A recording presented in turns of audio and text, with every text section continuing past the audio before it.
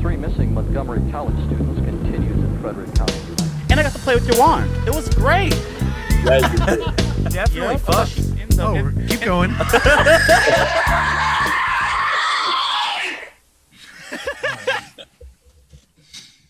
All right, hey guys, welcome to a new episode of Footage Foreplay. How y'all doing? Ooh, you drier than the deserts of California.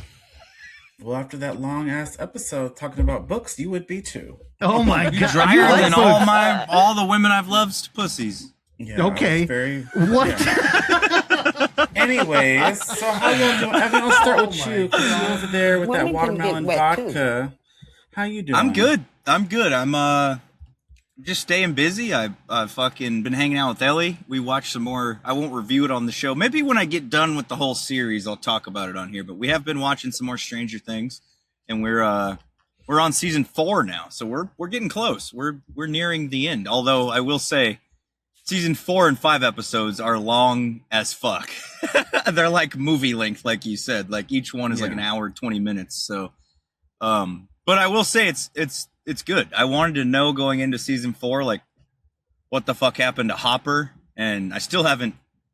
I was kind of right with my guess about the prison stuff, but I'm still not sure exactly, everything that's going on because we're only 2 episodes into season 4, so we've gotten a little bit of info, but not all of it. But I really wish I would have kept up with that show more as it progressed, and not like years later now that everybody's done with it and doesn't care anymore, But I think much like we talked about before, I misjudged it a bit in terms of I was like, oh, they didn't really want to continue this. The themes are going to go away. But I will say they've kept a good through line through the entire thing. And I wondered, too, when they moved Joyce and them to California, how that was going to play in, and was it going to screw things up in some way. But it's been interesting so far. So I'm excited to finish it and see kind of where it goes. I've seen people say they cried at the end. So I'm excited for hopefully a sad boy finale.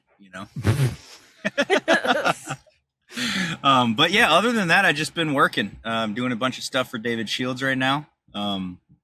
He's got a new book coming out called Failure is the Only Subject, and it's great.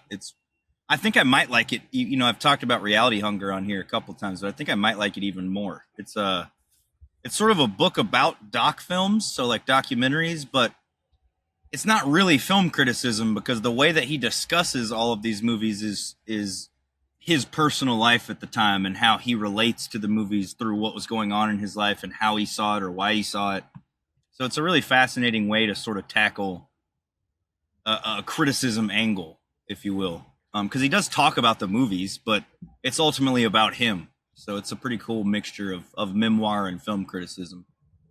But yeah, more on that to come. But I've just been working and hanging out with Ellie. She started school. She cheered at a game this past week, her first game of the year. And now that she's doing Pee-wee football cheering, she's on the sidelines the whole game now instead of just like a halftime performance. So I think she was pretty exhausted by the end of that first game, but she's liking it and she's doing good. So I'm proud of her. But yeah, that's where I'm at. Awesome. That's quite a bit. Okay. Oksana, what about you? What you been up to? I'm about to get out of my comfort zone and go to basically like a parent meeting for Cliff's school. Oh, okay. We have an ice cream social tomorrow. Hell to get to know yeah. all the Cool. kids, like learn the kids' names. And that's out of your everything. comfort zone? Well, that's the one with the kids. Wednesday is like adult only meeting to talk about like rules and stuff. And I don't know why the engaging with other parents is like a daunting thing, even though like I'm like an adult, I guess, but I feel like they're like dry adults probably. Like they don't have hobbies and stuff. I don't know. So that's coming up. The same day as Terrell's birthday. Hell yeah. You gotta let us know how that goes. I know. Like, I mean, hopefully it's not super long, but I will just say that never goes away. Even as your kid gets older, when you go to the thing every year before the year starts, it's always like the parents just chilling in there, and you're kind of like, I don't think I really have anything in common with these people. So you just make the best small talk you can, while it's going on. yeah. I'm looking forward to that. Yeah. Nice. All right, and Russ, what are you up to? I know you probably be busy. Same stuff, different day. Same shit. Yep. Just editing and watching YouTube. I'm excited to get into these YouTube docs that I'm going to talk about later, but also virtual. That baby's rolling on, so I hope everybody's excited for that. And remember, in September, tickets are going to go on sale, and then you're going to get more information. But also, just I hope people are checking out the YouTube with all of the original like UFF TV 24 content. We got Pop Quiz or Die that's going to be launching every Wednesday until the fest. And then Late Night Return has its final episode this Friday coming up. Hell yeah. So tune in for that one. Banger of a finale, too. Yeah. Yep. So I don't know. We're rolling on. And then I'm going to fly out to Augusta to shoot a movie. And I'll tell you, Oksana's worried about meeting adults. I'm worried about being an adult. I have to get on this plane. I'm going to be flying out there alone. There's a layover. And I'm just already anxious about it. It's like a month away. And I'm already just like, oh my God, I fucking don't want to. I hate being on planes. And if you've listened to the show, you've heard me say it. So stay tuned. Also, I get to fly out on the best day for flying, 9/11. You know, the one day where you really, you just want to be in the air. It's like, good news for you. There's no massive skyscrapers in Augusta, Georgia. So you'll probably be okay. Yeah, thankfully. That's why we picked the What location. is your, out of curiosity, you know, I've talked about flying a lot on here. I don't know if I've ever heard you bring it up. So what's your least favorite part of flying? Is it how you feel Being like a human egg being in a fucking little box? Yeah, I mean, just being a misanthrope, like having a lack of faith and a need for control, and then being forced to sit there for 5 hours, just like, I'm gonna go insane. How's your is it like is it a direct or connecting? What no, you're going to Atlanta? There's a layover in Denver. Oh, you're going to Denver first. Okay. They always bring me through Houston when I come out there to see you guys. So I wasn't sure if they were doing the same with you. No, and I did hear that Denver is a cool airport. So I hope I can enjoy it. I don't know if it's still there, but back when I used to fly through Denver to go see my parents and stuff when they lived in Wyoming, it was the only, you know, most airports have done away entirely with smoking lounges. And most of them in general were like just glassed up rooms where you could go in and there was heavy ventilation and you could smoke cigarettes in there. But Denver, shout out, they had a straight up full bar. You went in there, it was like a sports bar. You could drink and eat and shit while you smoked cigarettes, and it was very sick. So Mile High Lounge, congratulations. I think is what it was called. Wouldn't you be like worried you get too, I don't know, intoxicated and then like miss? Oh no, I mean, that's the go-to when you're going. If you don't get drunk when you're going through airports, what are you doing? Never have. I never have. And maybe that's why I hate flying. Yeah, it makes it so much more tolerable if you're like half cocked, dude. Do it. We had that one flight, we were in the emergency aisle or whatever, and we got free drinks. So I had some little wines. I don't think I took one. Isn't that such a great perk that like, oh, if the plane goes down, you have to save everyone on it, but here's a free drink for compensating you. Yeah, exactly. Free drinks like the whole time, I think. Yeah, we hit an air pocket and it felt like we were in Final Destination, and I think they took that away. What? They don't give you free complimentary? Drinks anymore. Yeah, no. They just say thank you now. We're like, sorry you saw your life flash before your eyes. Yeah, sorry you almost died. I wasn't on that. But we appreciate you. They're to the point now where they're like, you know, they used to do the thing where it's I don't know if you know this, but they would like make you check your carry-on because there's some sort of weight imbalance thing going on because people bring way too many fucking bags and shit. Well, now it's to a point where they're like, we can't take any more checked bags either. So if like we're gonna have to start pulling people off the flights. What the fuck are we doing? Like airlines have gotten so cooked in the last decade. Like it's a joke. You can pay $1,000 to sit in a chair you fit in. Like, cool, dude. Yeah. Go listen to Joe DeRosa's pod to hear him bitch about this for hours. For squeezing as many like people on the plane as possible. They all have a lot of shit they're bringing with them. So, dude, in the 70s, they had fucking like dance floors and screening areas and shit on planes. And now you're lucky if you get a TV on the back of the seat. You idiot. All right. Well, Terrell, how have you been celebrating your birthday week? Not just working. Just That's such a lie. How many movies you seen this week? Just Insidious. I watched some movies, but on streaming, but nothing too exciting. I just Oh been my chilling. girl, can we send you some coffee or something? What's going on over there? So, if you hate flying so much, why are you flying on September 11th? I'm confused. And what is this for again? Is this for Robbie's movie? Yeah, it's for Robbie's new movie, Got it. and I'm out because of the that's loop, the so date that check. I'm supposed to fly out there. It was the So- cheapest, probably for reasons. Got You it. know, I heard it wasn't that cheap, unfortunately. So I don't think there's an airline ticket now that is. That's one of the problems. You're paying like $600+ just to sit in a normal seat. First class, you're talking $1K plus, which With is no a fucking luggage. joke. Yep. Yeah. I think I can bring a backpack. So Yeah. Ugh. That's the thing now is they've divided it from, it used to be first class or economy. Now it's first class economy or basic economy, where like they're not going to let you bring shit pretty much with you. yeah, you hang on to the wing of the plane. Exactly. You're standing up in the back of the bitch. Yeah, fuck. Well, come on, Terrell. Normally, I know you like to celebrate the whole month of your birthday.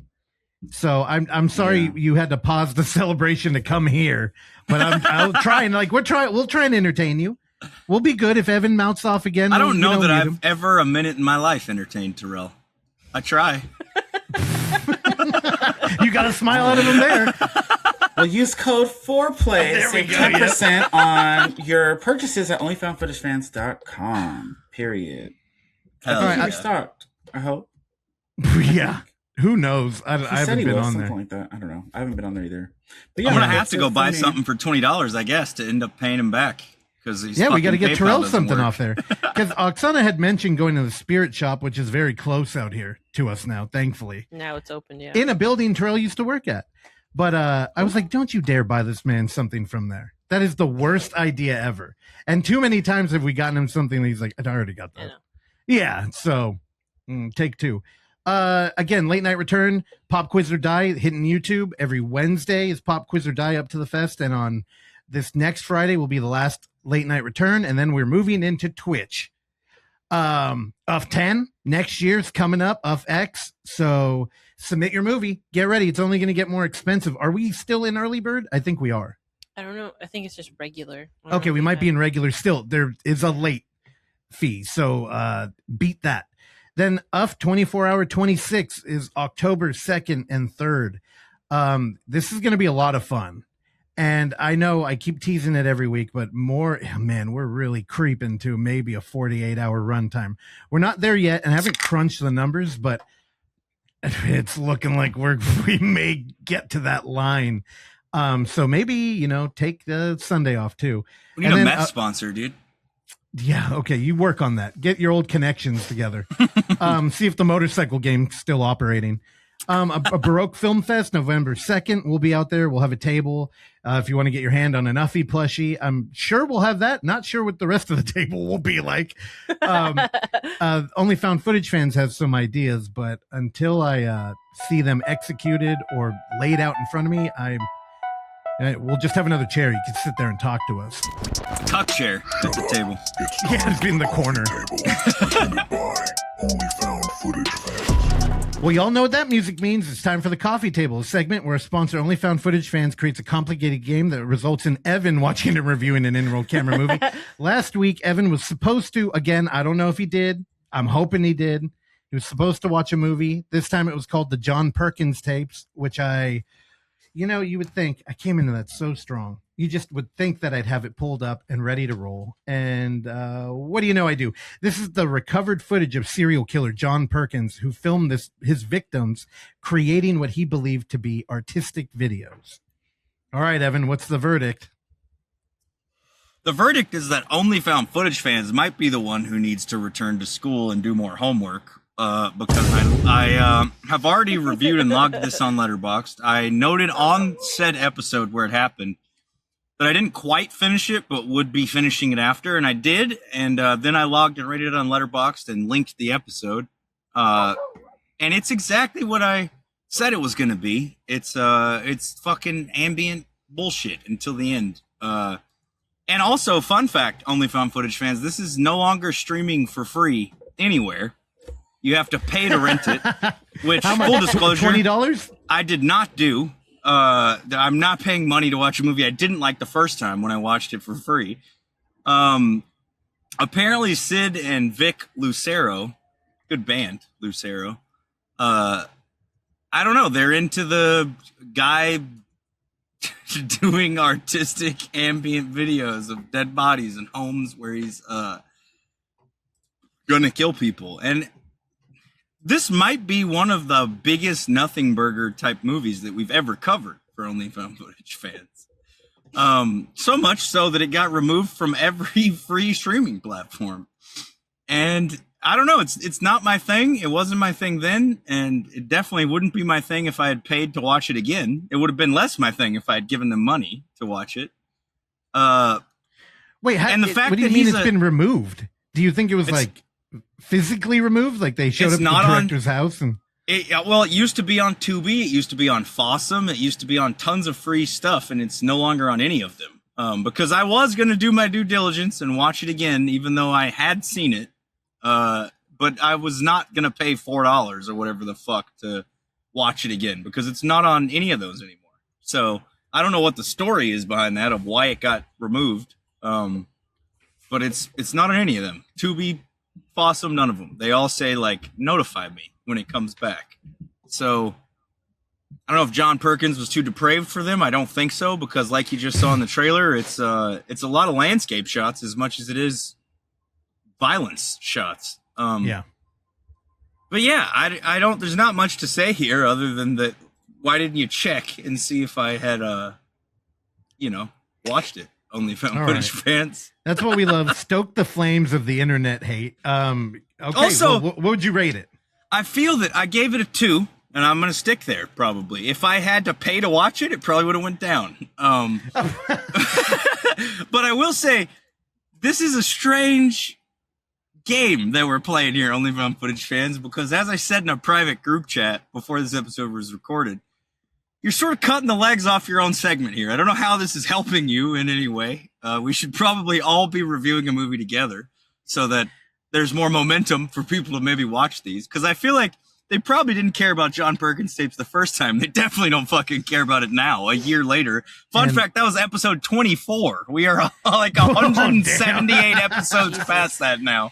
Here we go. Well, the other thing, and what I said in that private group chat was, it's cute that you thought the segment had legs. So again, 2 stars. We can go ahead and read from the email, I guess. All right. Happy birthday, Terrell, and welcome back, Russell Oksana and the No Child Left Behind contingent. While we could Bush reference again, way late. While we could easily make this week yet another remedial lesson for someone who has decided to regress, it's not the right time. Thank God it's Terrell's birthday. We've decided instead to celebrate Terrell's birthday and give him choices we feel would score higher than his average, or would score above his average or higher. Let's go! Everyone will watch and review the choices this week, and we hope Evan does so. Otherwise, remedial school continues till morale improves. He needs it. Give me something I haven't seen yet. 1, it might lead to it for you. Hold on. Take okay. 2. If you're going to meet parents here pretty soon, we really got to get your reading together. It's not my school, okay. All right? It might lead to it for one of you. 2, Terrell might like this break from Evan's homework. 3, conspiring against his lack of effort. 4, surprise. Or 5, nothing like a glimpse of home. Well, 2. Terrell, what are you thinking? Oh, I don't know. Do we get to vote, or just Terrell's birthday? I think it's just Terrell's choice. Yeah. Oh, I don't know. They all sound crazy. What was number 2? You wanted number 2? What was that one? That's the one. Terrell will like this more than Evan's shit or something. Terrell might like this break from Evan's homework. I thought it was Terrell will. No. Like, I thought it was more confident than Mike. Let's do surprise. I need a surprise. So let's do surprise. Period. All right. We're watching Surprise on Tubi. Oh, that's easy. Oh, fuck. Have you seen it already, Terrell? It's from 2019. Okay, 2019. I got it. Here, let me share it. There's an exclamation mark in the title. So it's not this one? It is that one. On Surprise! Yeah. Mike purchases a faulty camera on the cheap to record his girlfriend's surprise birthday party, only for it to stick on record and capture a series of hilarious and at times cringeworthy secrets from the unwitting guest. Wah, wah, wah. Tight. Writer Fun and director. fact. What? This is the guy who wrote and directed John Perkins tapes. No, Bill and Ted's Bogus Journey, Tales from the Crypt, one episode at least. You know, I take it all back. This sounds fantastic. Garfield the movie, Zoom, which is maybe my favorite movie he's done. Shout out to Tim Allen and Courtney Cox and Chevy Chase. Dude, the H brothers. He also did Mostly Ghostly. That's Russell's favorite. Goosebumps. Oh hell yeah! Okay. Oh, dude, I'm in. Thank you, Dark Web, for having mercy on us. I take it back. This segment definitely has legs. I will actually watch this. So that's tight. Whoa, dude.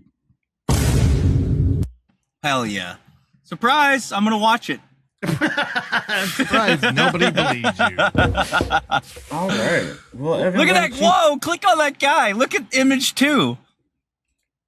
Hell yeah. Look at this guy, dude. Fuck yeah. I hope he's the one running the camera. Evan, it's not your birthday, so. Surprise. Yeah. All right, Evan, what's you reviewing this week? I'm reviewing Tires season 3. This is Shane Gillis's Netflix show that has really took off since it started. It's been number 1 on Netflix multiple times. Like every time a new season releases, it becomes number 1. And for good reason, because the shit rules. Season 1 is a great start, and Shane Gillis paid for season 1 himself because the backstory of this show is actually pretty interesting. Steve Gerben, the guy who plays Will in the show, if you've seen it, wrote this show years ago, like before Shane got SNL and stuff. And they kind of were just shooting bits on the weekend for it. And it feels like the way he was describing it in the podcast episode I watched, that it was more of a sketch show, more of a skit show back then when they first conceived it. But the story was still ultimately the same. And they were like meeting up on weekends, John McKeever and Shane Gillis and Will Gerben and those guys, and shooting basically skit versions of this show. John McKeever is the guy who he did Gilly and Keeves with Shane. And he also directed I forget the name of the Christmas movie I talked about on here, but that he directed, but that I liked a lot. But basically they shopped the show around when they were doing the skit version of it, and Quibi had picked it up to release. And then I think died. I think Quibi was actually I think the show was available on there for a little bit. And then Shane got SNL. And so Steve Gerben and McKeever thought, well, Tires is done because we don't have Shane now. He's going to be on SNL. And then obviously we all know what happened with that. Shane got kicked off of SNL right after for saying some sort of stuff about Asians that was like an old tweet or an old clip. And so basically then they were like, oh, well, maybe we do have a show now. Shane can come back and do it. And Quibi said, no, if you're going to continue the show, we'll keep it, but Shane can't be in it. We're not gonna keep the show if Shane's in it. We're gonna drop it. And so basically, Gerben and McKeever said, "Fuck off, drop the show then, because we're not doing it without Shane." And all these years, basically, Steve Gerben had said he kind of gave up on showbiz. Like he moved back to Pennsylvania to Westchester, and he was kind of like, "I'm just done with this. Like he kind of was gonna do what happens in the show, which is." That's where the idea came from. His dad had a mechanic tire shop thing, and so he was going to just go back and have a normal kind of life, no showbiz stuff. And a couple years later, Shane basically texted him and said, "Are you ready to do Tires?" And he said, "What do you mean?" And he said, "Yeah, I'm going to pay for it. We're going to do our own first season, and we'll shop it around." And so they did. Shane paid for the whole first season himself, and they shot it. And they shopped it around, and Netflix picked it up. And then it destroyed when they dropped it on Netflix, and it dominated for a little bit. So then Netflix was like, this is a cash cow. Let's give them money to make more. And here we are. Now they're on season 3, and Netflix has paid for the last 2 seasons. And it's one of those kind of shows where they do a really good job of creating different story threads throughout them where enough of them get resolved each episode where you feel like it was a contained story, but there's also new threads that have then opened up by the end that they kind of leave you on a cliffhanger and make you want to immediately watch the next episode. So it's a very easy show to binge because they always leave you wanting to see what happens with one of the storylines that's not paid off by the end. And I think they've only gotten better with that every season, to the point where I was genuinely bummed when I finished season 3 and couldn't go to the next one and see what happened. Because there's maybe the strongest storyline they've ever done at the end of season 3, where you go, fuck, I really want to know how this is going to play out.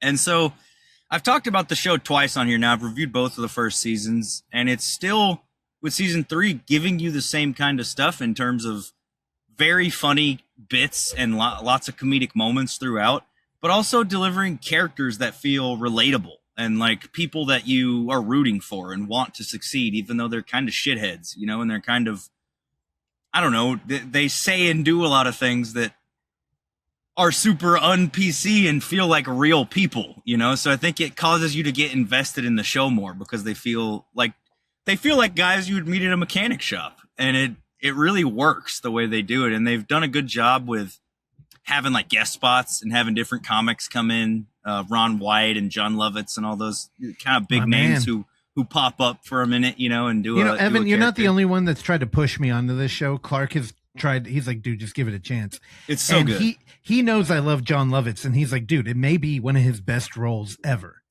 It's so good. John Lovitz is in season 2, and he's a guy who comes into the store and they're fucking him around, because everybody knows when you go to a mechanic shop, the two things they do is, one, take forever to do the thing that's supposed to take 30 minutes, and two, try to upsell you on other stuff. They're like, oh, your tires are fucked up too, in addition to your oil change. You should change those, or the rotors, you know? And so he's one of these guys who's like, I've been here for 2 hours. I should get something free. and then it plays out into kind of a mess that happens with John Lovett's character, and he does end up getting something for free, and it's very funny the way that all plays out. Shane has a work gun, which he buys with his bonus, and it's a gun that he keeps at work, and that comes into the storyline with John Lovitz. Perfect. But he's credited as the angry man. So yeah, that's perfect, because he's pissed from the time you see him. And John Lovitz is good at acting annoyed. Like, he's very good at playing the part of a guy who's pissed off. That's what he was born for. Yeah, absolutely. And with season 3, I think they raise the stakes on the show in a way the stakes get higher each season, where like bigger things are happening with the shop in a way where you're like, oh, they might lose everything, you know, like this place might close. And never is that heavier than in season 3. And there's a lot of really funny bits that come around with, I don't know, they're really good at writing kind of story events that both play into the mechanic shop setting and things that would actually happen, but also serve as like comedic fodder for them to riff and do different things in. And Foley from Are You Garbage plays a much bigger role in this season than he did even last season. And I love seeing him in there, because it's kind of, he's playing against type a bit. Foley is one of the most likable guys ever. And in this show, he's a fucking asshole. And like, he does it so well. And he starts working for a tire company. One of the cameos in this season is Bobby Lee. And he starts working for a Korean tire company that Bobby Lee is like the son of the owner. So he's kind of running. And Shane sort of has had, since season 2, some kind of relationship situations that pretty much don't work out for him, you know? And that also gets way heavier in season 3, to where there's real stakes involved in these relationships. And it really just, I don't know, it ups the ante in almost every way. And it really just keeps the I want to know what happens next factor through the roof. You really just want to keep watching. It's such a hard show to put down. And this season I binged less than the previous ones. I think I watched almost the entire season in one sitting, but I've just been so busy this time and doing so much different shit that I couldn't do that. So I kind of had to break it up. And I would find myself thinking about randomly, like, man, I hope I get time today to throw on more tires and watch more episodes, because it really just, I don't know, it hooks you in a way that you really care about the people and what's going on, which I think is rarer in like a show that's so leaning towards humor and bits, to where most of the time that kind of takes precedent over like the character work. And very few shows have kind of gotten the balance right where you genuinely are invested. And I think they do a really good job with that.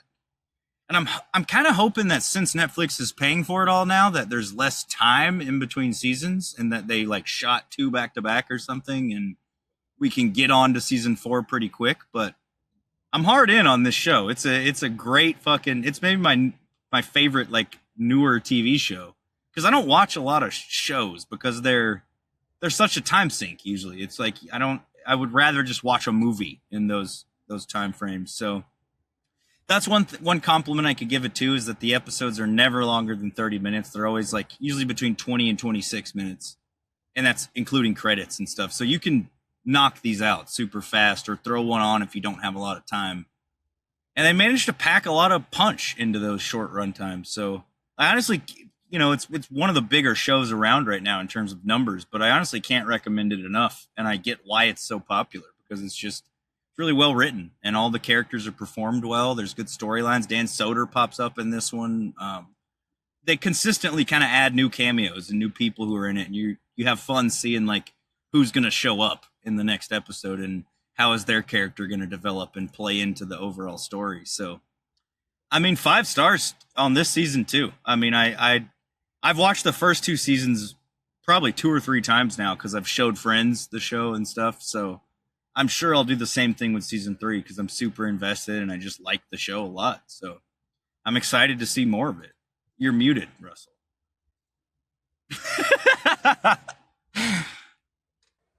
My bad. I was doing audio. I was engineering the show. Yeah.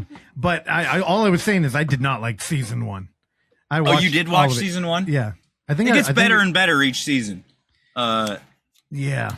It's great. I love it. I love season 1, but I really love 2 and 3 even more. I think every season they've beat themselves with the quality of the show and the kind of the directions they take it. It's always unexpected too. I think a lot of times with a workplace comedy, you kind of know how it's going to play out every week, And I think they've done a good job at keeping it surprising in the directions it goes and the things they do. So I'm stoked. I'm ready for more. Yeah, I think Shane Gillis may be the like best stand-up, like period, but like definitely at like right now.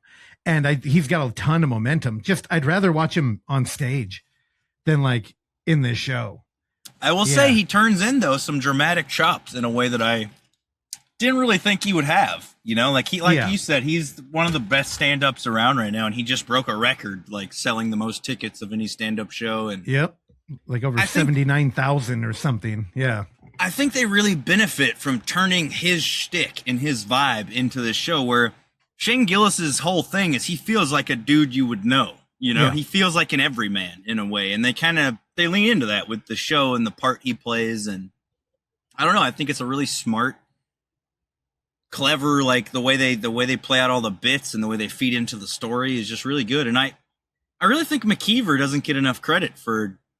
They kind of talked about in the podcast appearance that I was talking about with Steve Gerben, where McKeever kind of reels them back a bit because they often will they'll lean into the riffing to a point where he goes, nah, you can't do that. It won't work for the show, and like it won't feel right for the characters. So I think he deserves a lot of credit for probably keeping this on track in a way where like you are invested in what's happening and it's not just riffing, Yeah. And Thomas Hayden Church is back again, and I love that guy, dude. And Sideways and the old show Wings is kind of where he got his big start at. So it's cool to see him return to like a sitcom type scenario. And the Netflix thing helps them because they can do stuff they couldn't do on like network TV. If this was like a network sitcom, they can do bits that would have had to have been cut for cable. So I don't know. I just fuck with it a lot. I think the heart is really there in this show in a way that a lot of comedies miss. And I think that's really important to make at least comedies you care about and aren't just funny. That's important to make them work, is they have to have some level of heart and relatability, and they crush that here. So go watch it if you haven't. And you should watch season 2 and 3 and see if it wins you over anymore, I think. Oh, yeah. Because I think they've gotten only better and better with each season. So no, I'm on it. Hell yeah. I'll watch it right after this. No, you won't. You gotta rewatch one. I'm going to bully you about it. So you won't have to because I already queued it up. So how many? You probably give this what, like 5 stars? 5 stars. 5 stars. Yep. One of my new favorite Nice. shows. I'd say my two modern comedic drama type shows that I'm into would be Tires and I Love LA would be the other one. So I'm hoping they come back with another season of that soon on HBO. Awesome. All right, Russ, you're up. Fuck you, Russell, by the Terrell, way. Go ahead, Russ. Terrell, you know, it's your birthday, and I just want to say congratulations for surviving this long, but also congratulations for surviving that review. I know it was a struggle, and you put in the effort. I think Terrell would like this show, honestly. I think Terrell would hate not. this show. I would not like I think you would. I just think Try it'd be it. boring. No. He ain't gonna try It it. looks extremely boring. I saw the picture you sent me. I was like, no, it's not for me. A picture is not representative of an Actually, entire show. I've heard it's worth and if it's 1,000 your words. humor, Dude. I'm not into it. So What are you You doing? don't think mean Shane Cat Gillis Williams? is funny? who? Shane Gillis, Exactly. you don't think he's funny? I don't know who that is. I just listened. Holy fuck. All right, I'm going to go pee. Okay. All right. right. Bye, Evan. It was good having you on the show. Oh boy. I mean, to be fair, the pictures of the show are. Yeah, they don't even have a proper picture like a cast photo or it just has two fat people standing in front of some tires or something. And I'm just like, oh, okay. And they're not even looking forward. They're just looking at each other. It's like a screenshot from an episode.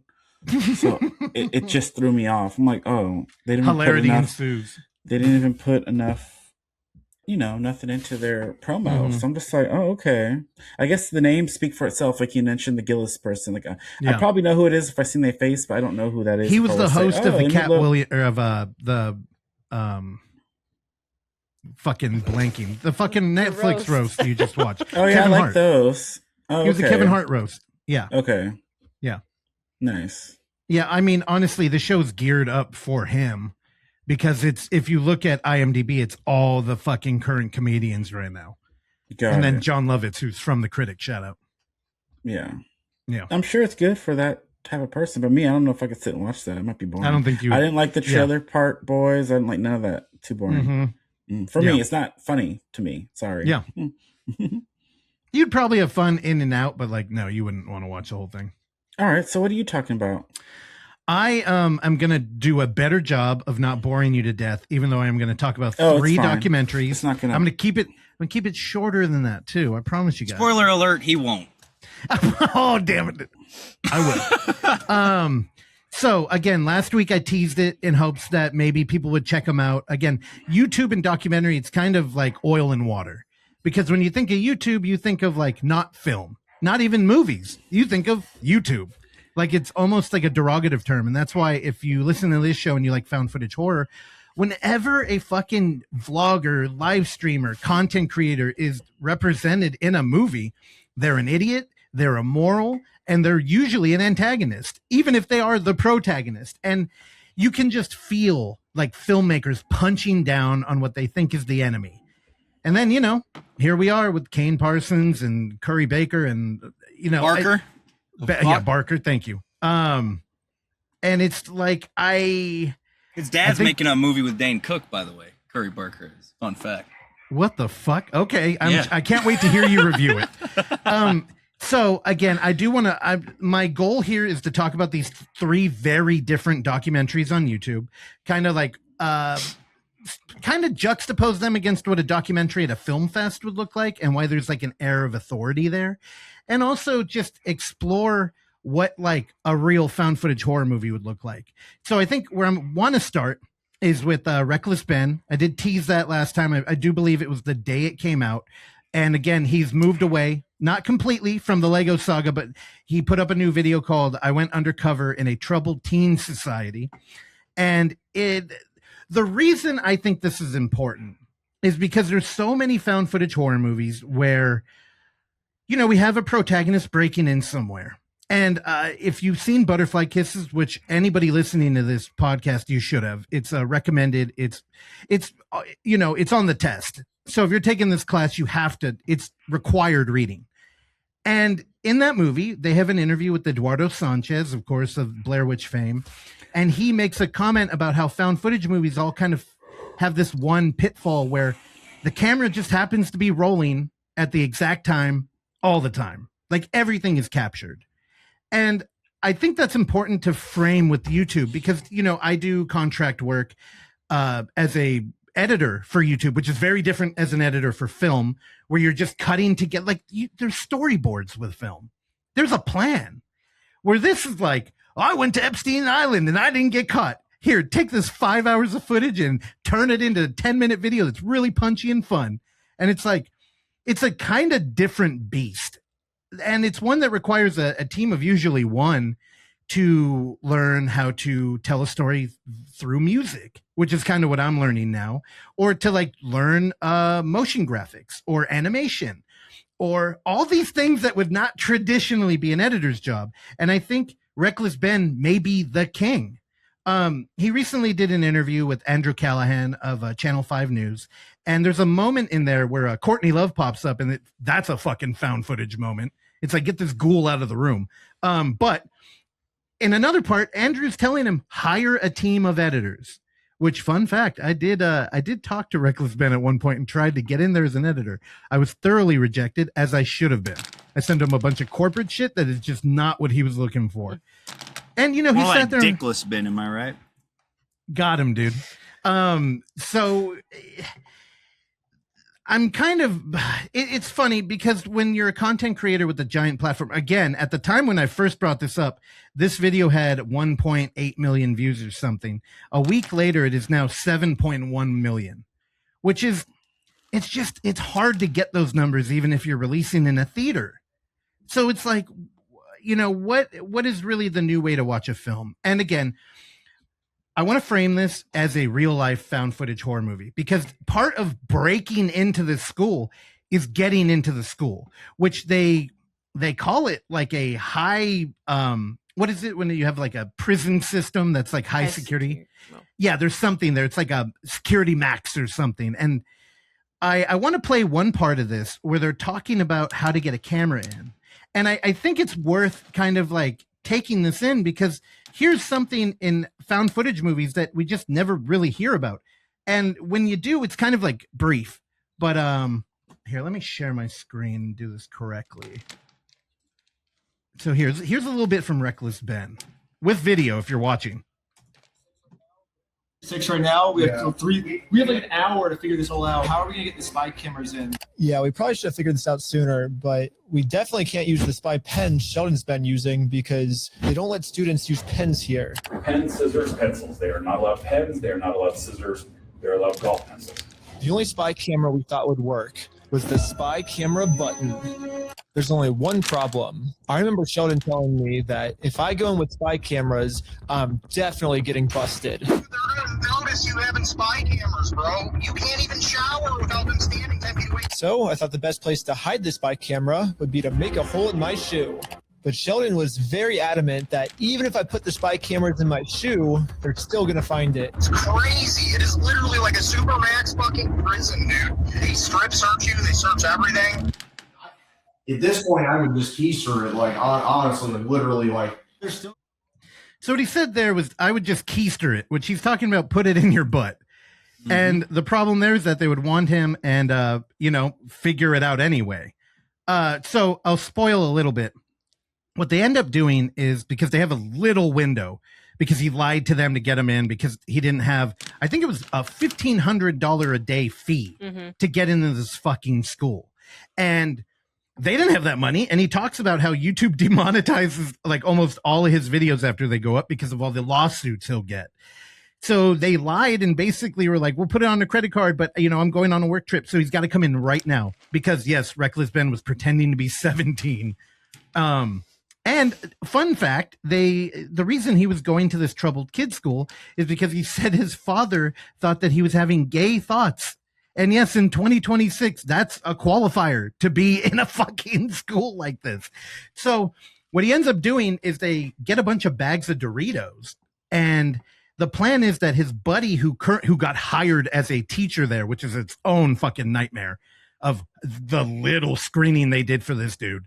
And they would open up a bag and hide a camera in it, reseal it, and then he would go to the school that day and kind of just do a nice thing and pass out Doritos to everybody locked up. And then when he found Reckless Ben, give him the one with the camera in it. You're not going to see that in a found footage movie. And also, while he was talking about it, there's a little bit of audio from a classroom that the fake teacher got via spy camera. And notice they didn't use the footage because it was terrible. And there's just something about crafting these things. Like, another reason why this wouldn't work is because if we were watching this movie, it would be pretty clear that maybe Reckless Ben didn't die at the end, which could be a problem. But, you know, there's always ways around this. But I would argue that this is just as entertaining. The stakes are really high, and kind of you're waiting on every edit to be like, well, what happened?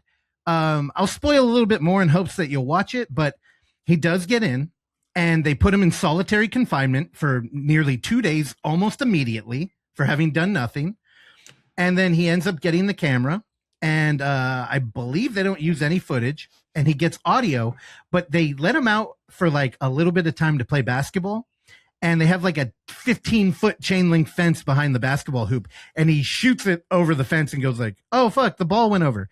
Now, Reckless Ben is a rock climber, so he climbs the fence quickly, hops over, and just runs into town. So he's the first person to ever escape this fucking school. That's a found footage movie. If he was killed in town, there you go, on Shudder. So I want to like frame this like direct to public like pipeline.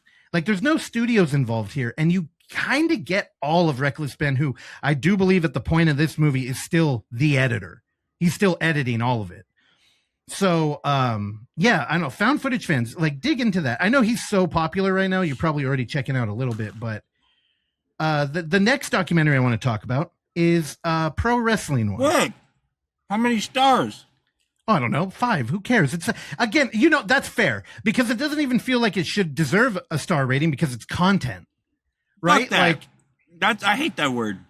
This guy did some content cool shit. is a thing though, because it's more of the quantity than the quality. And you know, if you can do quantity with quality, then you end up getting 7.1 million views in a week. That's why Florida Man's an hour and 47 minutes long. Go ahead. That is true. You know, I guess if I would give it a rating, the problem is that it's not a traditional story. There's no screenwriters. It's not like they set dressed anything. But as a investigative journalist kind of documentary, I'm 4, only because there's no conclusion. And there is the issue that, like, when these get dropped, they almost always get pulled. So then they go behind a wall that is called Patreon, one that a rock climber can. Shout out to Patreon, dude, for being always the shining light when YouTube dicks around a creator. Dude, you can always go watch it on Patreon. Don't pat nobody on the back when they're making money off the deal. It's like, they figured it out. Good job. They need to make some money, too. These guys making this shit. They're Also, making for our money. audio listeners who can't see it, I'm eating Circus Time butter popcorn right now. Shout out to them. This shit is fucking delicious to be popcorn that comes out of a bag. Hey, when you were reviewing it and slapped the dick out of your mouth, can you let me talk a little bit? Well, you weren't talking with a full mouth either, bitch. Okay. Jesus. And who would have thought I'd missed the day that he was hitting a pipe the whole time we were talking? Hey, shout out. I quit. Yeah, again, congratulations. Now we just got to wean that bottle out of your hand. So the next documentary I'd like to talk about is a pro wrestling documentary. Now, for this one, I'm going to share my screen again. So if you're watching, you know, here's a little bit of eye candy for you. See, I'm a content creator. I realize it's all about the visuals. Now, I want to read from this as last week I said that I'd be talking about Necro Butcher versus Samoa Joe. Now, I think I would like to start here on About Dark Side of the Ring. This is just in the video description, something that I'm pretty sure nobody reads. And then if you're a content creator, you worry about and you waste time on, and you're like, nobody's reading this shit anyway. So About Dark Side of the Ring. Professional wrestling is the only sport whose stars live in 2 worlds, balancing their in-ring characters with real life. Dark Side of the Ring examines the complex intersections of fantasy and reality while uncovering wrestling's dark, untold history.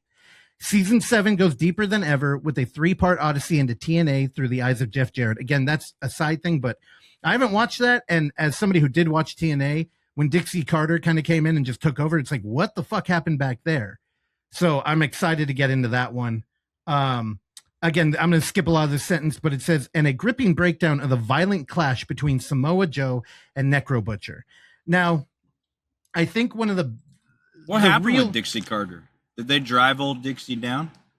Worth it. So pro wrestling has always been highly complicated. I mean, if you have Lex Luthor doing drugs with Miss Elizabeth and she ODs, then it's going to pop up in Macho Man's storyline. And it's just like this kind of fucking mean theater. Like, back in the day when I was growing up, the argument was, is it real? And now we live in a world where, in Japan, we have people wrestling inanimate objects and crowds cheering. So we know where we are now. Well, this is kind of the in-between.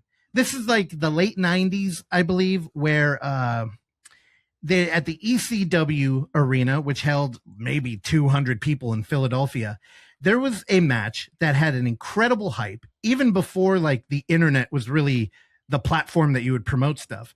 So there was a forum where people would go and talk about what was it? Rings of Honor. And somebody had floated so Necro Butcher at the time. And again, Necro Butcher, he's the wrestler in The Wrestler that Mickey Rourke goes to fight when he's down and out and having a hardcore match. That's actually Necro Butcher. Fantastic. And they couldn't have picked a better guy. So that's him. He's really that guy. He's actually way worse. Like his matches are hard to watch. And that's how he wants them. And actually, I have a little, so for the setup here, I just want to say that there was if you've ever gone to high school and you had a local organization. I would hope you have.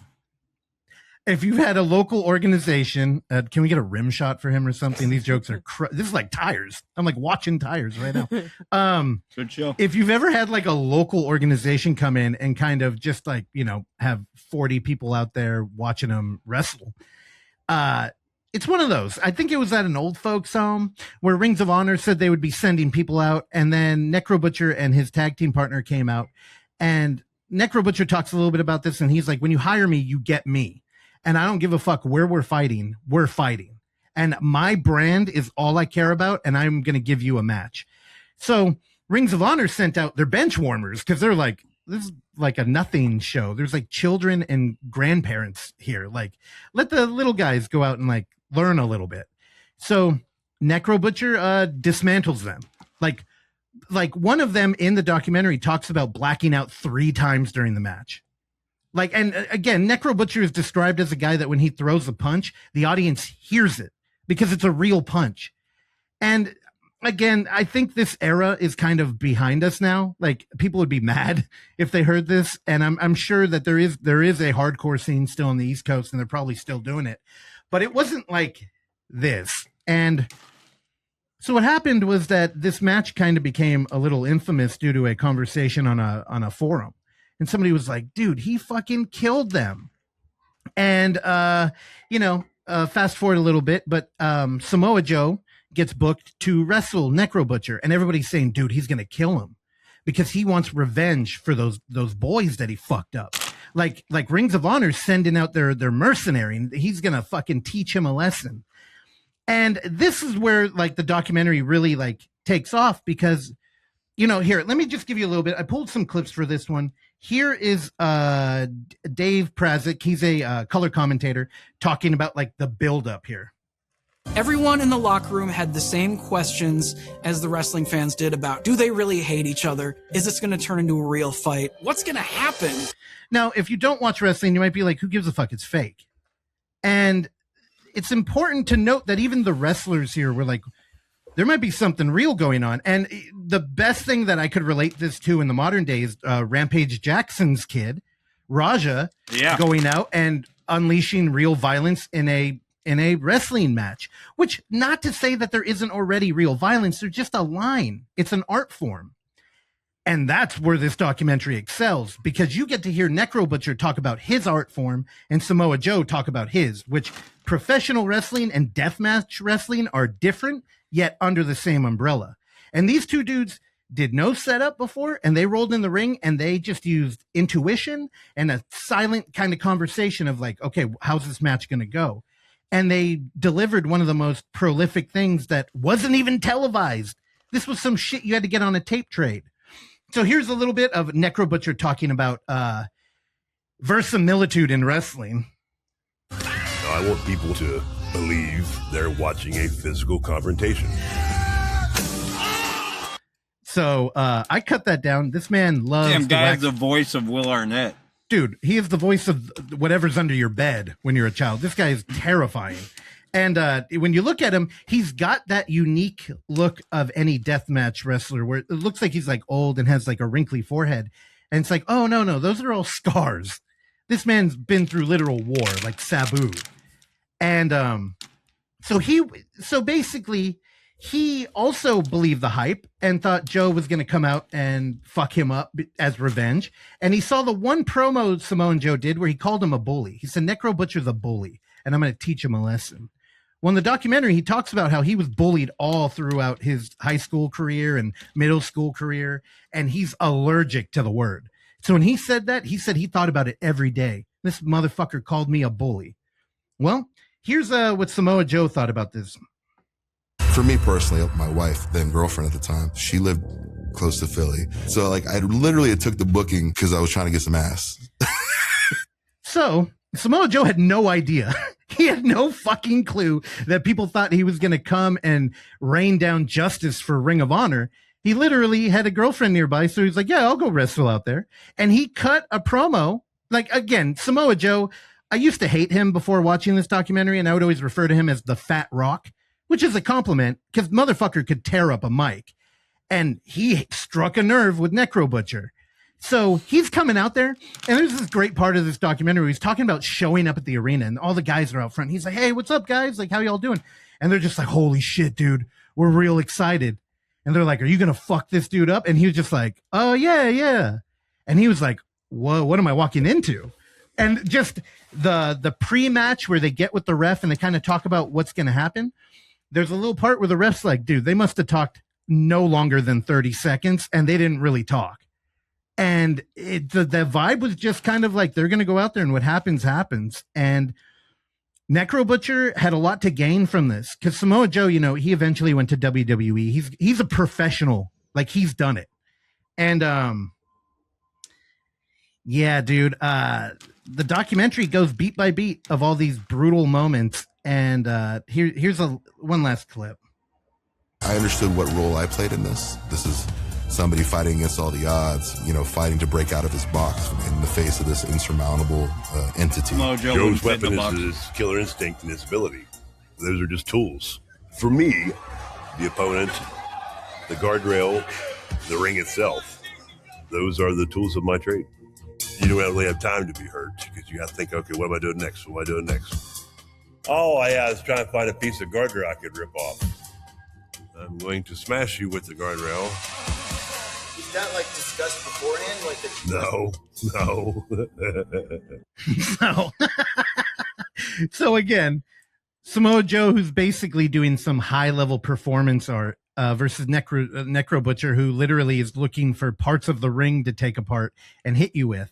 Also, there's a great moment in here where Samoa Joe says, like, you know, you would think like a professional deathmatch wrestler knows how to hit you with something. He was like, well, unfortunately, Necro Butcher's blind. And Necro Butcher, they ask him in the interview, they're like, so how's your vision? He's like, I'll tell you right now, I could see that light over there. He's like, everything else is just a blur. So I highly recommend you watch this. And again, to bring it into the idea of like documentary and YouTube and found footage, what they do here is there's a lot of like cinema verite. There's a lot of like on the ground camera. There's talking heads, kind of like VH1. And there's a lot that they don't have footage of. But what Jason Eisener does, which is like his hallmark in the Dark Side of the Ring, is he'll have reenactments where people are shrouded in shadow and they feel almost like a memory. Like you had watched this before, and it's the way that like it looks in your head. So, you know, I wouldn't be surprised if people watch Dark Side of the Ring and then talk about it later and say that they actually saw like Ric Flair punch somebody on the plane ride from hell. And it's like, there's no footage on that plane, but like, it's so effective that, I don't know. I think it's important for like a documentarian to kind of take note of that, like these different ways to not lie, because it is journalism. And when you do a reenactment, unfortunately, you can't help but be biased there. Like, who's the actor? What do they look like? What are they doing? And Evan, I know you'll ask me, it's 5 stars, one of my favorite Dark Sides of the Ring, and that's a fantastic show. Highly recommend it. I really like this show. I've watched a lot. I haven't seen this, but I've seen a lot of the stuff that was released in the past, and I really like it. I also like he did, what was it, Dark Side of the 90s or something like that? That's like, I don't know. About Chris Farley and like some of these big celebrities in the 90s and their downfall, and like that shit's all great. I love all of it. Wild. Yeah, I haven't seen those. Again, and to compare this with Reckless Ben, this is in that 647,000 views. So it's not doing bad. Should be doing better. And I'm going to take this kind of like analyzing reenactment to segue into the last one, which I don't even have notes for. And this one, of course, is the sick mind of EDP445. Oh, and, here we go. No clips or nothing. I just want to play the intro again. Does the dog die? Warning. We have a language warning here. So if you're feeling particularly sensitive today, go ahead and cover your ears for like 30 seconds. But I'm going to let Mr. EDP talk for a second. Cover my ears. I don't want to hear this shit. Yeah, dude, you're going to be Sam hides in the like recommended videos from this. Here we go.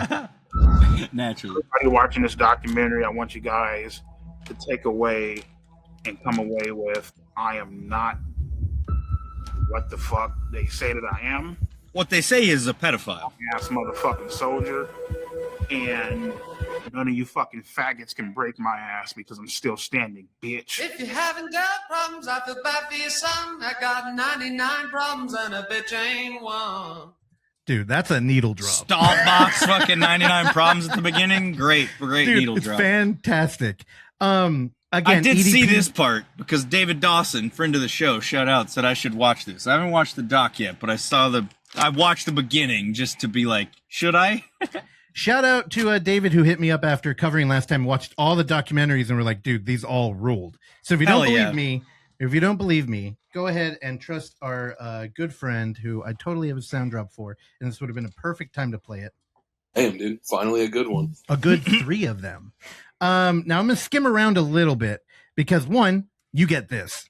Chris Hansen sits. Oh, he barely fits in that chair. Holy dude, shit! So EDP is he was a huge YouTuber, and not size, but like in literally volume of people watching. Dude. Yeah, actually, his name EDP445 is how much he weighed at the time, 445 pounds.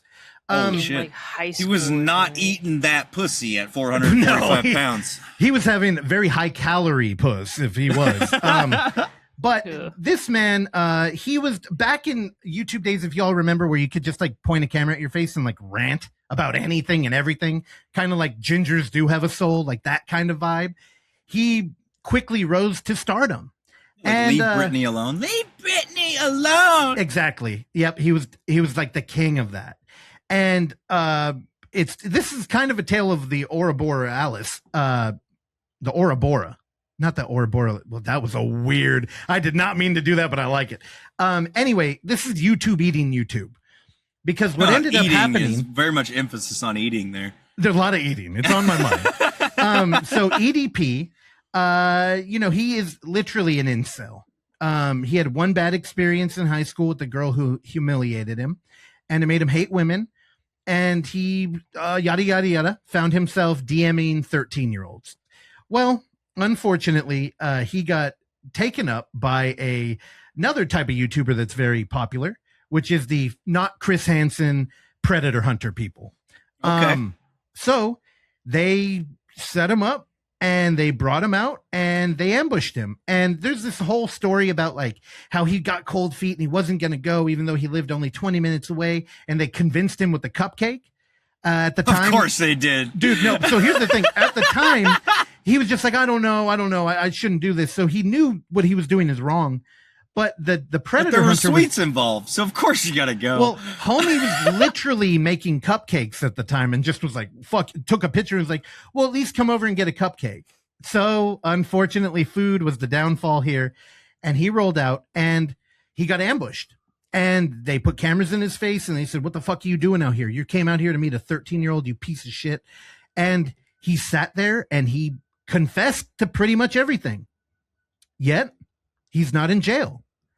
And this kind of shines a light on like why Chris Hansen is a different beast than everybody else. And it's because, dude, it's like there's so many laws that they broke because they basically entrapped him. They contacted him, they set him up, they brought him out. So it's just like you can't build a legal case off all this shit, even though motherfucker sat there and basically like said everything. like said he was guilty and what he was doing. And so, skip ahead in the timeline. He gets deplatformed from everywhere, as he should. Everything goes down. If you're a YouTube lore person, this is one of the things that really helped Penguin Zero, Moist Critical. He's the only person whose video did not get takedown that was a reaction to EDP. And I think it got 25 million views ultimately. So it was kind of like everybody was talking about this shit, and he became infamous. And in this documentary, they kind of give him a little bit of a backstory. And guess what he really liked? Small wrestling, children. Oh, that too. But pro wrestling heels. He said he loved the villain. So when we're coming into a documentary, and again, this isn't like Reckless Ben where one party isn't consenting and it's kind of like, I'm going to expose you. This is where Mike Clum met him beforehand and said like, hey, like, can I have access? Can I come down there? I'm sure EDP's getting money out of this thing. And there's kind of a willingness here. So that intro that I played, I can't help but think that this is like a drummed up version. Like, I'm going to play the fucking right. Because like, it'll get people to tune in. Again, I think this documentary is fucking crushing it. I think it was over 5 million in 2 days or something. But again, aside from like Chris Hansen and all this, they have Gideon on here. If you're, if you're two on YouTube like I am, he's another big content creator. He's the guy that set him up a second time. Kind of. They just ambushed him when he was going to get dialysis, which is kind of fucked up. And Gideon showed up dressed like a cupcake. It's like, wonder why this one didn't go to actual trial. Even though there was a actual girl that EDP slid into her DMs to try and proposition her. Dialysis Cupcake, a good band name. Fantastic band name. But like an actual girl who he approached, turned and went to Gideon for who the fuck knows why. But then Gideon gets another fucking YouTube, oh God. And the guy who's the pedophile hunter there, dressed like Chris Hansen. Like, this is what we're just a fucking clown show. So once again, EDP, having learned his lesson, says absolutely nothing. And because he was going to get medical treatment, they couldn't follow him. So he's kind of just been floating around, having, malicious intent, and he's impossible to lock up. And then he makes this documentary. And this documentary not only has his psychologist in it, it has a recorded, again, if you're going to have a therapist, make sure it's one that won't let a camera crew in and record a fucking session, because she doesn't give a fuck. Also, there's his lawyer. It opens up with that interview with his lawyer, and his lawyer's like, yeah, my recommendation about this would be don't fucking do it. There's a lot of like very candid, elevated kind of pro wrestling moments here again. So I'm a little like, what's going on? Now, as I'm skimming this, I looked for this, and I'm going to mute this and I'm going to let it play. That's a lot of man. Holy shit. And here's the thing. Boy here is an actor. This is supposed to be high school EDP. So Mike Clum also had reenactments that are completely weaponized. So I would even go as far to say that this may be a propaganda film. So like, here's him getting DM, sitting naked, right? Here's the girl. And so Mike had also said that this would be a cinematic event, because the problem, and to bring this all the way back to the beginning of this talk, is just, I think documentaries that enter a film fest circuit are usually journalists going to location, and they're on the ground, they're filming the location, they're talking to the people, where a lot of YouTube content creators, they're not doing that. So they have to kind of provide visual stimulation in a different way. And the reenactments in this one, they range from like uncomfortable to just fucking mean. And again, boo-hoo, EDP's a fucking pedophile. Don't worry, there's a happy ending. He's given up on real girls. He's got an AI girlfriend. So again, I highly recommend you check that one out. What the fuck would I give that? 4 stars. Oksana, you saw all of these with me. Do you have anything you want to add to any of them? And we're out of time. Next time, be ready, Oksana. God damn it. No, is there anything? Did you like any of them in particular? I mean, the Samoa Joe one, I was like, please, can we watch this? Because I knew. Yeah, I mean, it was gross. That one, I mean, it was all kind of gross, except for this I mean, in some degree, I think all three of these were gross in very different ways. Like the EDP one Yes, was they were. definitely vile. I think karma is catching up with him, though. I guess so. Or not. This may be a great payday for him. Yeah, I don't know. I mean, with his whatever health. Yeah. But oh yeah, the health. Yeah, the Eagles won the Super Bowl, and he's a huge Eagles fan, and he said "fuck it" and ate all the bad food he's not supposed to. Because I mean, look at him; he's ready to die at any moment. yeah, he's supposed to lose 100 pounds to qualify for like a liver transplant. Yeah. Good luck, brother. I don't know if it's gonna happen. But yeah, it was like definitely the reenactments. Like he was never wearing any clothes. The actor they had playing him in like high school and his 30s, I think, right? Which again, that's an actor. That boy is real, and it's like, man, y'all are. I hope they paid those guys good because there's a couple of EDP reenactors and.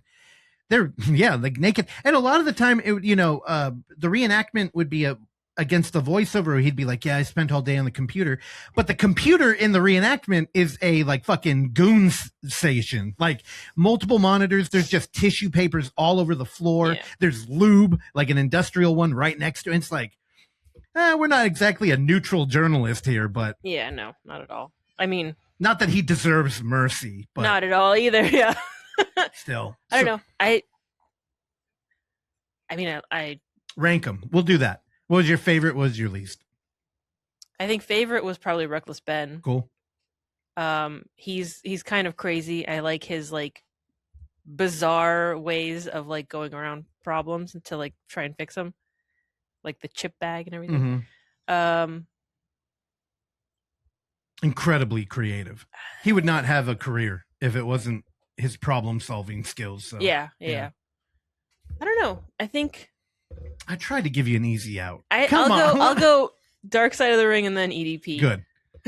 Easy. Dark Side of the Ring, Reckless Ben, EDP. Although the craft in the EDP one is fantastic, top notch. Yeah. All right. Yeah. So check them all out. They're all on YouTube, all for free while they're still up. So enjoy. All right, Terrell. All done. All right. I'm probably not going to be able to follow that. So, Terrell, you have to watch, please. Do you know Samoa Joe? I know who that is. That's probably the only interesting one. I didn't like the faggot word. I don't like that word. I knew you did. Yeah. That guy's disgusting, though. I didn't like, and you made it worse saying that he likes little kids and he's still out and about doing what he's doing. He's probably have abused some of them. That's disgusting. Well, the word, he's also I would never like, watch that. So that's not EDP. And that's the thing is you get soul. Well, he also is like pumping it up. Like he's trying to be a villain. And I honestly think that the documentary feels more like, I don't know, Yeah, he's gross, dude. Yeah, I know. Watching. That's going to make me mad. All right. So, I watch Insidious. I'm a big Insidious fan. I like hell yeah. The lore behind it. I know Evan talked about the family, where it all started. This past year, I did meet Lynn Shay and Ty Simpkins, who played the little boy in parts 1, 2, and 5. And they were really great. Really cool to talk to. Lynn Shay still follows me and likes my posts, so that's kind of nice. Hell yeah. She had a cool red carpet event this week with a lot of the influencers where she took pictures with them. She posted them. It was really kind of cool. She was a really cool person. So now we're rolling on into the latest sequel. Insidious The Red Door made a lot of money. That was supposed to be the conclusion, I think, and made so much money. So, money talks. So they did another one. So now we're into Insidious Out of the Further. It's about Gemma, a young mother raising her daughter in the house she grew up in, discovers that she can travel into the Further, where she possesses an ability to bring what lives there back to the real world. So they're going into a whole different outlook. These franchises, they have to like bring you something fresh. So they're kind of starting anew. So now we're following Miss Gemma. It opens up with her and her mom when she was a little girl and how she had to fend for herself, and her mom was always sleeping, and it just seems like something's off with the mom. And the mom is just like screaming at her for no reason, and she'll wake up and say, "Oh, honey, you need to eat," but the little girl already ate and fend for herself. And then the mom, you can tell she has something dark about her, but she's also kind of sad. So you just got to figure out what the hell's happening to this woman. And then she witnesses her killing herself. So the mom in the bathroom, the mother kills herself and the daughter is just all scared. And then it goes 20 years later. Now Gemma's all grown up and she has her own daughter living in the same fucking house. And she's a dentist by day, and she has a little boyfriend, the dude from Nope, Brandon Pereira is the actor, and he plays a cop in this movie. So we follow her, and she also is starting to see strange things. She catches herself passing out but not realizing she's asleep, and she's in the further, and there's like this dark being. In every movie the Insidious features, there's always something dark. Like in the first two, it had the dad and the son. They had like what in the first one you had lipstick demon, and then also the guy in drag was the demon for the dad. And they attach themselves to these people to try to come back and take their soul. They weaken them. So in this one, it's a little different because you have this dark presence that I don't want to spoil too much, but it follows this family each generation, and these ladies in this family, they're able to go into the further, bring people back, bring things back and forth. Like she brought like a TV into the further, not realizing. And this dark being, slight spoiler alert, we learn later, is like a cult leader. So he has these people outside that they make themselves die at night to just go into their dreams or go into the further. And they also go into her dream to try to weaken her. It's a whole thing. I don't want to spoil too much of that, but there's these three little old people. Old people scare me just like kids do. So these people are just following her, and you didn't know that they're eating in at her soul. And look at that's them right there. Them fuckers. Especially the one with the curly hair. She made me laugh because she's a character. But basically, these are like his followers, and there's a whole backstory. If you're into cults, you'll love this. But I don't know. Going into this as an Insidious movie, these movies usually are eerie. Like the first two are really scary. They're pretty solid. The third one too.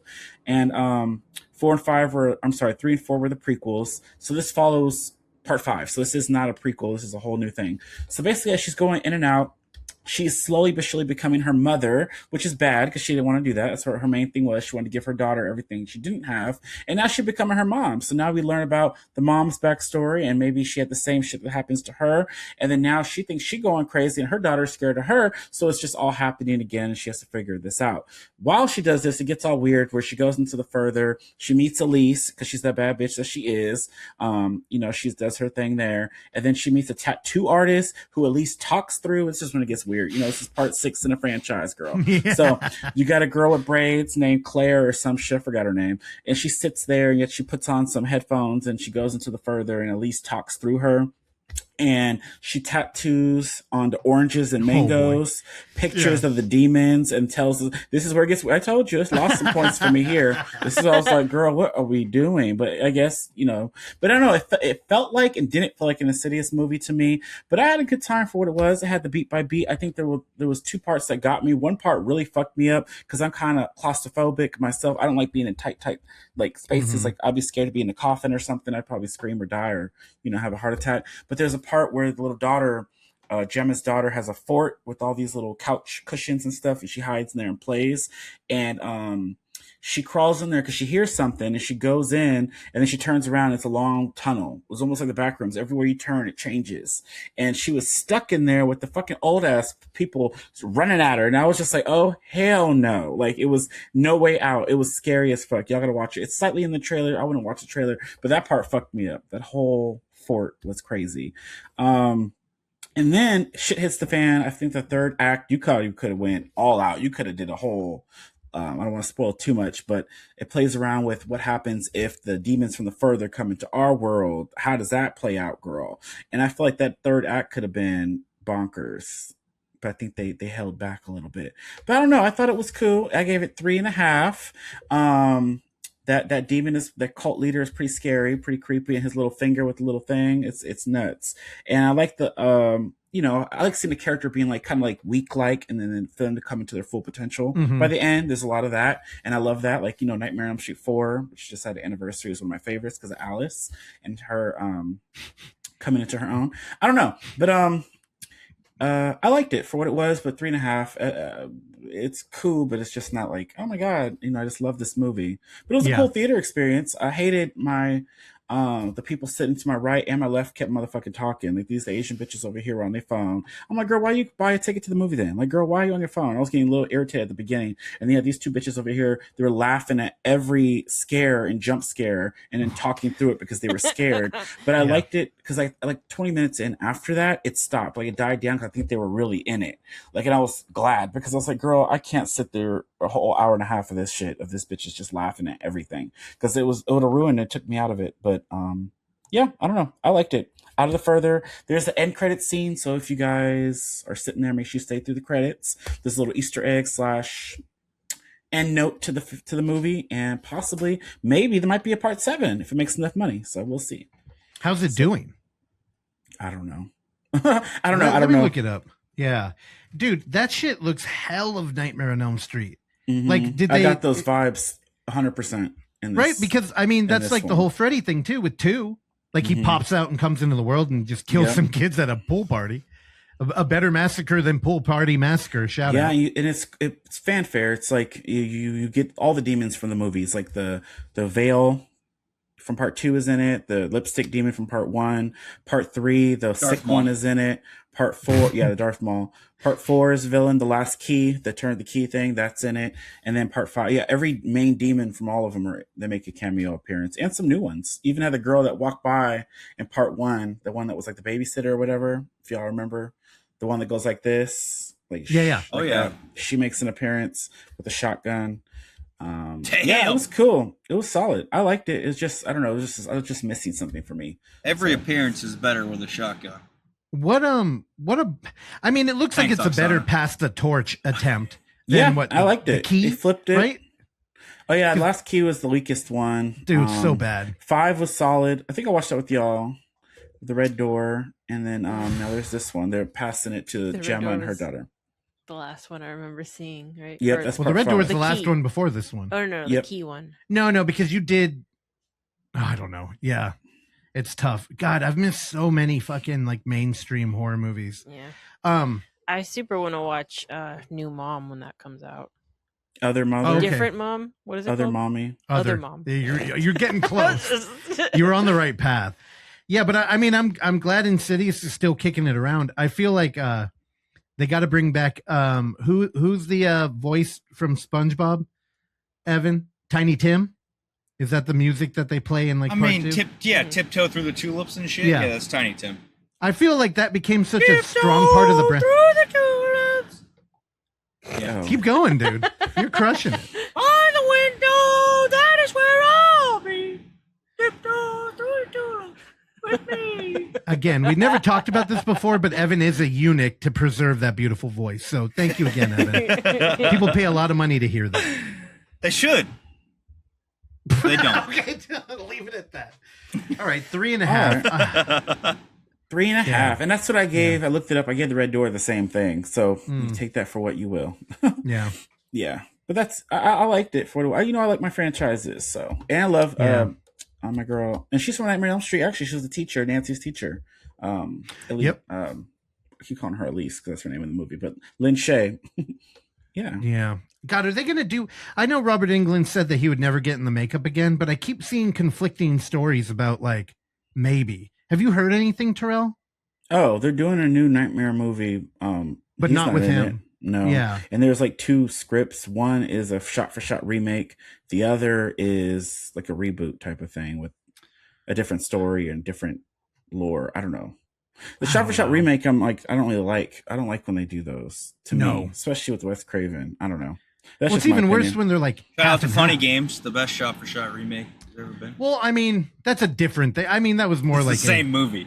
a cultural remake almost. Like, he just wanted to have like real, like, A-listers. Right. Yeah. But like, you remember the last Nightmare on Elm Street reboot, they would like pick and choose like here's a big bathtub moment from the original. Let's do that again. I'll take Nightmare on Elm Street.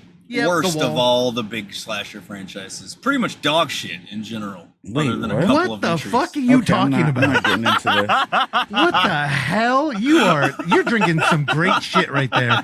Go ahead, give them a shout out because it will. Yeah. What are you drinking, Evan? One in New Nightmare. Only good entries in the franchise. Oh my God. Again, a eunuch. His tea is gone.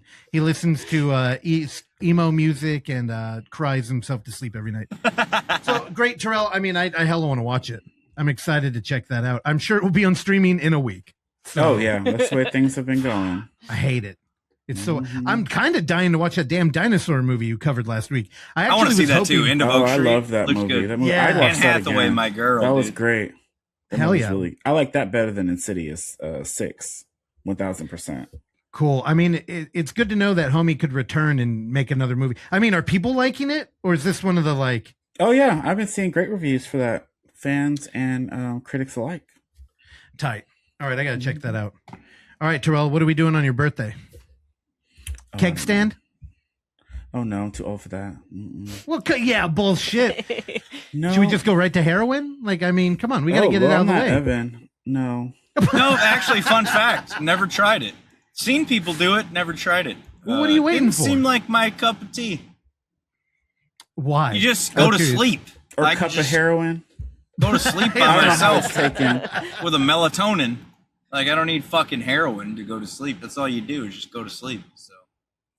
Which is probably what you'll do right after this podcast. So thanks again for. No, I'm up, dude. I'm up. Oh my god! In more ways than one. Ayo. You doing more covers? What you about to do? I don't know. Who knows what the day holds? Oh shit! All right. On that note, that's it for this week's Footage Foreplay. We'll see y'all next time. Bye. Tire season 3. Love y'all. Bye, Bye. Love you guys. Bye. I'm a squirrel hunter. It's good. You don't watch good shit. It's fine. Thanks for listening to Footage Foreplay. If you enjoy the show, please consider leaving a review, sharing it with a friend, or simply hitting like. These small gestures are a great free way to support this mayhem, and if you find some footage we should be fondling, email us at footageforeplay@gmail.com. Check back every Tuesday and Thursday for new episodes, and remember, don't skip the foreplay.